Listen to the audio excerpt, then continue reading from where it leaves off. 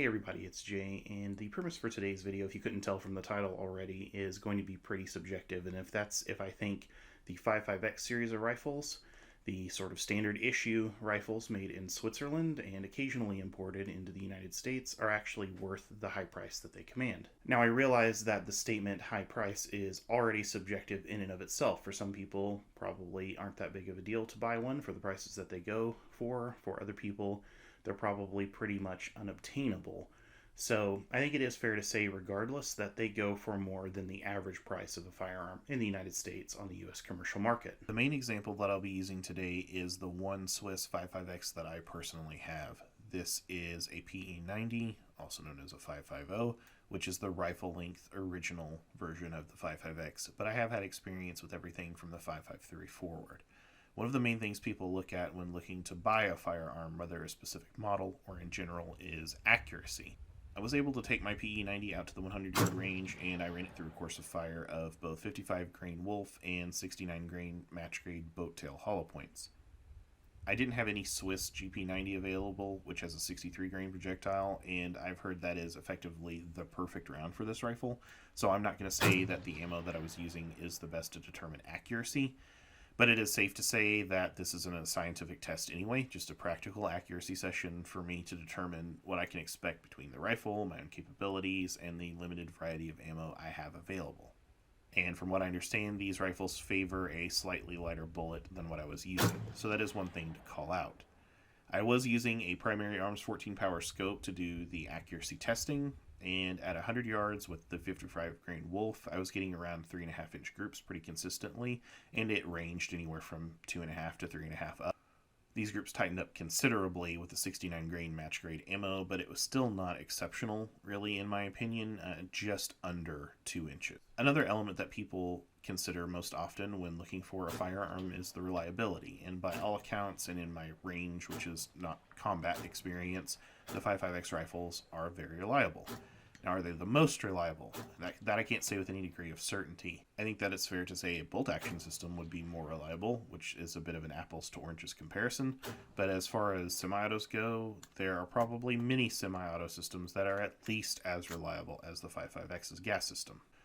One thing that I will definitely say in the 55X's favor is that every one that I've handled so far has been really exceptional in the area of fit and finish. They just feel rock solid, very smooth. They have a really high quality feel that I don't think is the price inflating that sensation.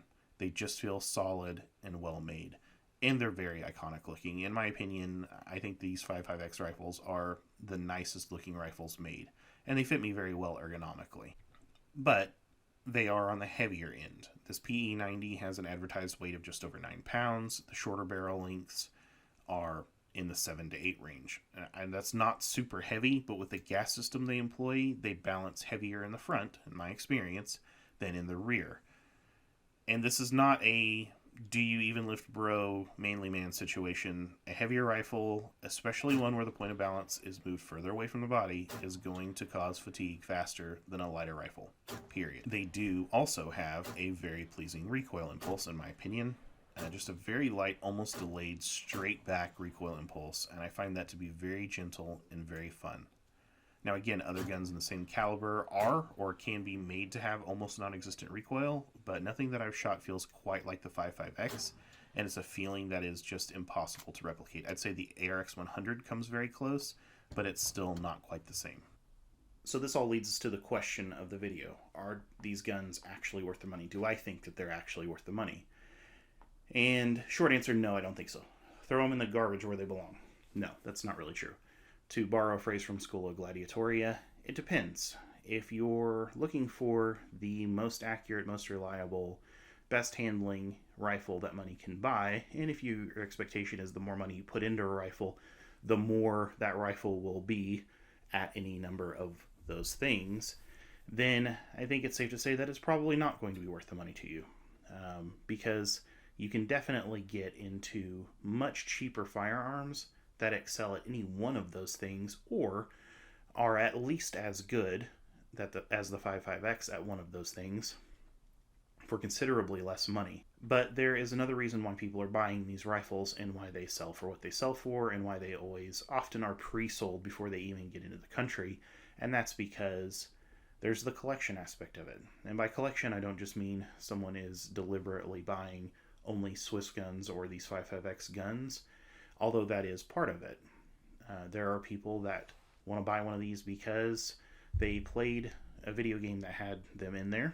There are people like Misha, who is a Swiss firearms collector. He's a military collector in general, who wants to have as close as he can get to original military firearms, and so will spend whatever he needs to spend to get into that. There are the people that acknowledge that they are fairly rare and are worth a lot of money, and so will invest in them in that way as well. So there's a lot of different reasons why someone might be what I might consider a collector that might want to buy one of these. For me, like I mentioned before, I love the way that they look, I love the way that they feel ergonomically, and I love the recoil impulse.